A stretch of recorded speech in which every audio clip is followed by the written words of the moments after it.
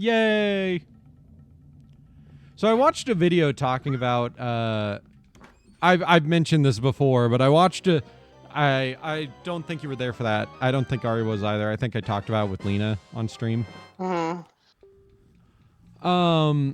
About how a lot of Zelda and Sonic fans don't really like Aaron from Game Grumps.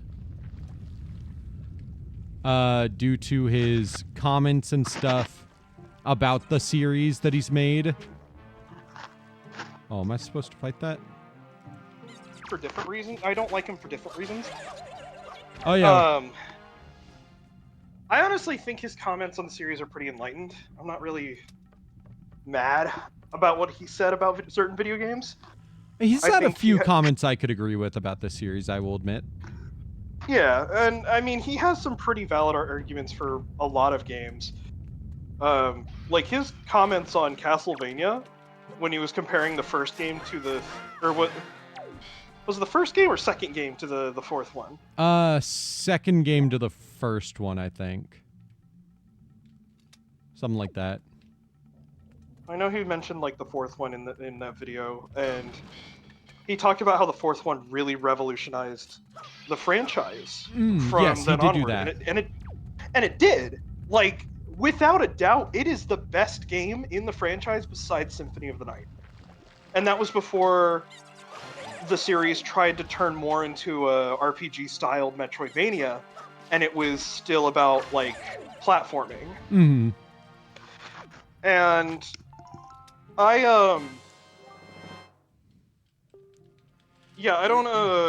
don't think he's necessarily wrong on a lot of things, but his stance on certain political issues, if that's how I want to put it, can be very small-minded.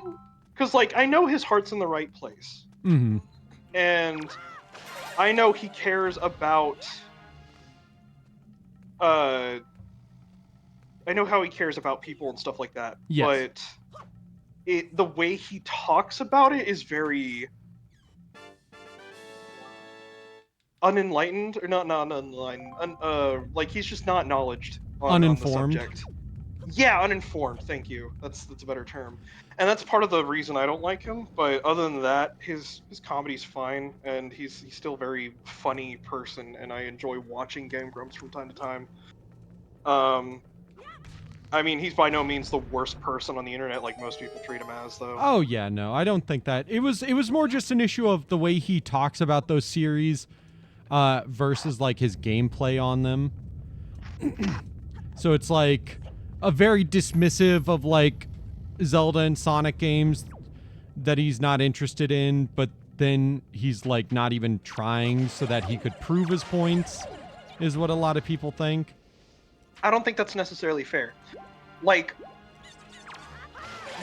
when you listen to him talk about games, he is talking about it from a very game-centered perspective that a lot of reviewers don't take into consideration most of the time.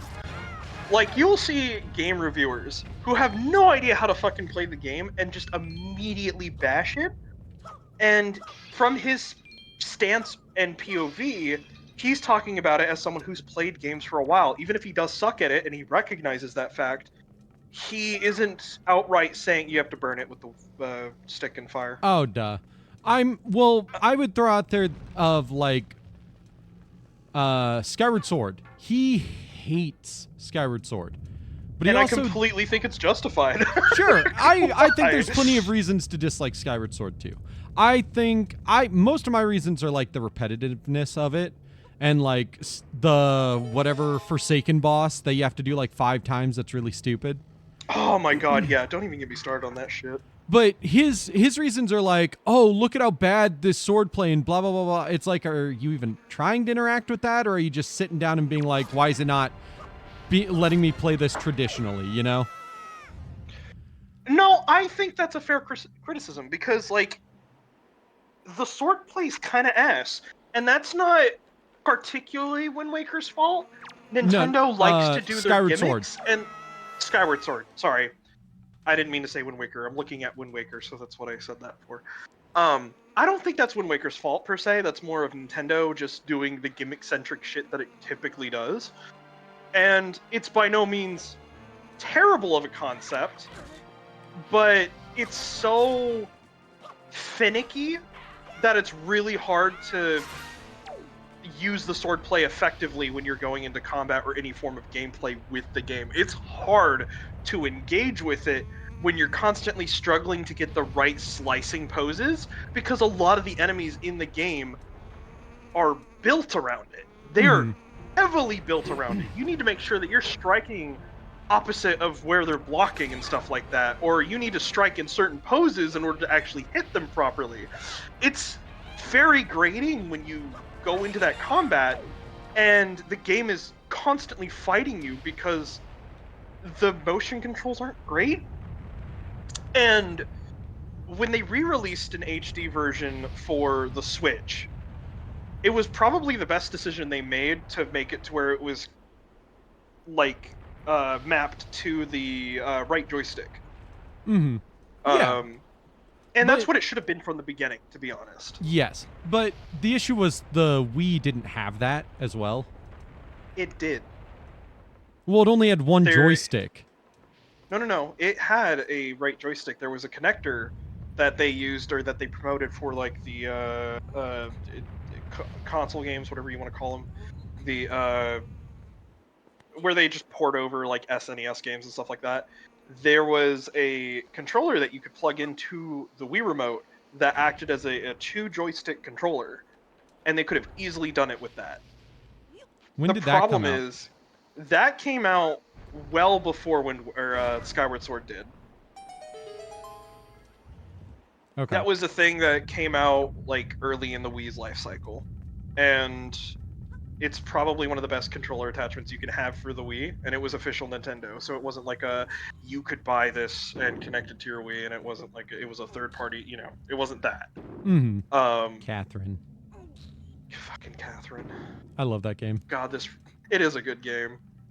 But such a stupidly fun story too. Right. So my issues with it come more from like, even if those are valid criticisms, the fact that he didn't try. Because there have been reviewers that try, and they'll be like, yeah, no, there are definitely issues with this. Like, it's not perfect. I know Shea Furless isn't really a game reviewer, but they did a full video about this game and why they still love it, flaws and all, and they do call it out for a lot of its flaws. A lot of its flaws are from the gameplay. The story doesn't really have that many flaws, and I think the story is actually one of its best selling points. Probably the best story in most of the Zelda franchise. Right. Which I would agree with. But its gameplay holds it back so bad. Right. It's no fault of, Shea Furless and even Scott Falco, both of them talk about how if you actively, have the attachment to help with the Wii Motion, like, movement sensing, which does suck that you would need an attachment like that to be able to do this. I'm not going to lie about that. Those are the worst, like, selling points, especially when, like, 2 years later they made a cheaper remote that actually had it built into the controller. Right. But A, that, and then B, also standing up, making sure you have space, using wide movements, not just sitting down and making small movements and expecting the game to react well to it. No, that's fair. I mean, they wanted you to interact with it as if you were Link, and and Aaron never did that, was the issue. But he always blamed the game for never being able to read anything he's doing when he's sitting down, barely moving his arms, and being like, why is it not reading this? Why is it not reading this? It's like, you also have to be, like, and just to give credit to Aaron to some degree, and this is not, like, because he never really engaged with it, as you have pointed out, but to kind of even go off that idea that you needed enough space and you needed, like, a wider room for the motion controls, even if you did that, the game still would have a hard time because you had to make sure you were in a very precise manner about... You had to make sure that you were in a precise manner of, like, doing the motions. Like, if you did too wide of a strike, it would read it as something completely different, or just do it and not do it altogether. That's fair. If you did it too small, it would do a completely different move. If you, like, the stabbing motion, I had such a hard time dealing with. Like, you needed to stab for a lot of fucking enemies. And that game would never want to, like, actually read the stab movements. It would always read it as a slice. It was so obnoxious for me. But that's, again, nothing that, like, Aaron actually, like, talked about in his video, so I get why that's a very biased opinion he has of the game. Mm-hmm. But also, like, his videos about Legend of Zelda aren't necessarily based on that game. They're based on Ocarina of Time. In that video, it's Link to the Past and Ocarina of Time that he uses as his examples. That he's comparing, yeah. Yeah. But the issue is that Ocarina of Time fans have pointed out that, like, even when it comes to Ocarina of Time, he's not necessarily trying to interact with the systems of the game. He's just kind of expecting what he would normally do in, like, a 2D version in Link to the Past to work in Ocarina of Time. And then getting upset when it doesn't. Yeah, the 3D space really does change the dynamic of gameplay in terms of combat, but it's still a Zelda game, like, bare bones, like, in terms of combat, in terms of story, progression, stuff like that. Mm-hmm. It's still a Zelda game. It is very similar to that of its predecessors. It's just a new coat of paint. And this is where I think the argument of older Zelda versus newer Zelda shouldn't be talked about as in, like... Ow. How do I put this? The conversation shouldn't be about, like, Zeldas against each other, but rather the only ones I can really say should be compared in terms of likeness and how vastly different they change the series, especially in whether it's a good or bad change. Should be talking about, like, Tears of the Kingdom versus everything else. Yeah, I could see that. Or Breath of the Wild franchise versus everything else. You should have just stayed up there. Oh. Because you had to cross the bridge and open the door. Well, the other door needs a key. Do I have? I don't have any keys. Oh, I thought you had a key. No, I haven't gotten one yet. Or does it not need a key? Am I stupid and I just was at a distance and didn't realize? Imagine. That's my bad. But yeah.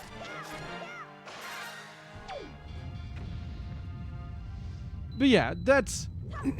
I don't know. I don't like to compare the Zelda games 2D and 3D like that, because they are fundamentally different due to the fact that it is 2D. Very similar too. Sure. Yeah, no, like they're very similar, but the issue is all of Aaron's complaints came specifically from combat. He's like, well, you have to wait for this. You have to wait for this. Oh, instead of this obstacle that works really well in a 2D space but not as well in a 3D space, why don't we have this obstacle that works really well in a 2D space but not necessarily in a 3D space? Wow, look at that. That was in this game. I solved it. And it's like, dude. I think that's fair. Those are my big complaints. But also, I don't dislike Aaron. No, I don't. I agree. Disliking him for those comments is kind of unfair to him, but I can see why people are upset about the comments. I'm one of those people that's like, if we're talking about comparisons, I look at a game objectively, and I don't. You have to defeat the enemies in here, so break some jars.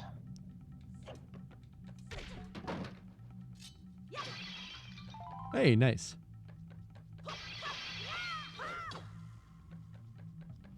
But yeah, looking at comparisons, you have to be very objective about how you compare two games. Like, if I'm gonna compare A Link to the Past to one of the 3D games. And we'll go based off of the example that Aaron gave, which is Ocarina of Time versus A Link to the Past. They are two fundamentally different games in terms of the types of space they use, but the way they use those spaces is very effective. The issue that Ocarina of Time faces is the fact that it's the first of the 3D platformers, or not platformers, but 3D Dungeoneers, whereas like Link to the Past is a well-developed, very late in the 2D lifespan. Mm-hmm. And you have a game where if you were to talk about Zelda 2, the most hated of the 2D Zeldas, or Zelda in general, you have a fair comparison making it like against the first Zelda or even Link to the Past, because Zelda 2 plays like it's Castlevania 3. It's not good. It's terrible. It's trying its best to be this RPG game that Zelda was never meant to be, and it completely wastes its space as a Zelda game, in my opinion. Hello, Weena. But if you were to talk about, oh, yeah, that didn't work very well for him. I know, yeah. Christ almighty.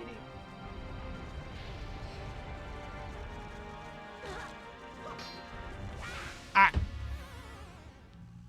Yeah, I'm not a massive fan of making comparisons like that without properly understanding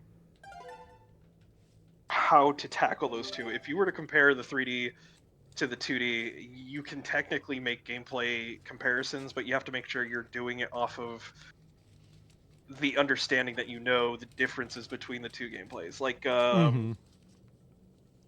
looking at Ocarina of Time. You can't sit there and just stab your sword in the same direction. You have a 3D space you're playing with, so you have different slices that cover different AoEs. Right. Whereas, like, Link to the Past, you have that one slice and that direction, that's it. And you can jank the fuck out of it. Yep. And it makes it easier, but that's only because it works so well in a 2D space, and you kind of need that in order to actively engage with the combat. Exactly. And but also you still Sorry, go ahead. Go on. You're good. Go ahead. So I think it's also an issue of Aaron. I don't think Aaron's the type of person who necessarily takes items into account for combat as much as other people do, because his biggest complaint about Ocarina of Time was like, and you have to wait on all these fights, and it's like, no, you don't. Just use your other items. Use your boomerang that stuns the enemy. Use your grappling hook to grab the weapon out of its hand. Use the even the hook shot to stun things in Ocarina of Time can let you take some of those Stalfo fights too, and like make them way less of a pain. But you also realize when you look at A Link to the Past, guess what you're doing? You're still doing that. You're still doing that exact same combat format where you have to wait on certain enemies, because certain enemies do different things. Like, you're not going to go in charging at the fucking mace-wielding guy. You're going to let him, like, do it until he cools down, or you're going to throw a boomerang at him, stun the motherfucker, and then go in for the jabs, and then run away if he, isn't dead. There's also, like, the reoccurring enemies that show up that do very similar things from their 2D counterparts to 3D counterparts. Like the Stalfos jumping around. You have to wait until they land. You have to make sure your box doesn't collide with theirs when they're jumping, because it will damage you. Right. But Aaron doesn't really take stuff like that into account. He's only looking at the, like, I'm holding my shield up waiting for them to give me an opportunity to hit them, and it's like, Aaron, you can do stuff about that. You have bombs. Oh my god, bombs are so OP in like every game. Use it. But that's where my issues with some of his critiques on stuff like that come from. No, I totally get it. It's very valid to be upset about that. And I'd have to watch some of his Sonic videos. Like, there have been some Sonic games where he complains where I'm like, this is not as big of a deal as you're making it out to be. But like, because like he has had some valid criticisms of Unleashed. The music of the fighting in Unleashed is so fucking repetitive and annoying. I'm not even going to lie. But the I'm not a combat fan in of that the game 3D is not as Sonics. bad as everybody makes it out to be. I've gotten to the final level of that game. I've even done all the Werehog stages and gotten like S ranks on a lot of them. It is not as bad as people make it out. But that's not just No, Aaron on that.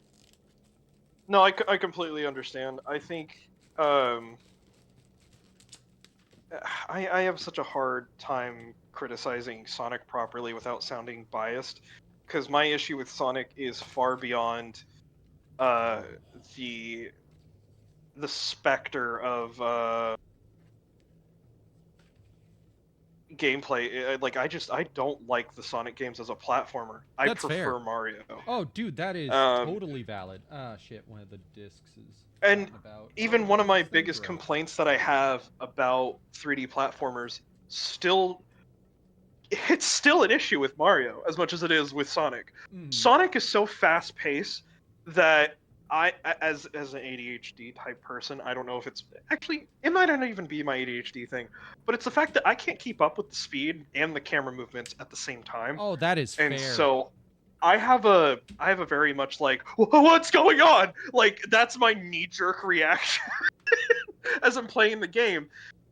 Mario kind of has that same issue, except it's not fast paced. It's just a janky fucking camera, and I hate the controls on it. It's so terrible. Nintendo has yet to make a good camera for a 3D Mario, and 3D World doesn't count because it's asymmetrical camera. You Right. can't control it. it's it's so jarring and frustrating. And when you play stuff like Mario Galaxy, which is a phenomenally beautiful game, and it's really fun to play, why the can't I control the camera properly? This is bullshit. I get that. Like, yeah, I'm not going to fault anyone who's like, hey, my issue with Sonic is that I can't keep up with the speed. I've had issues with that. I just got used to it because I really enjoyed Sonic.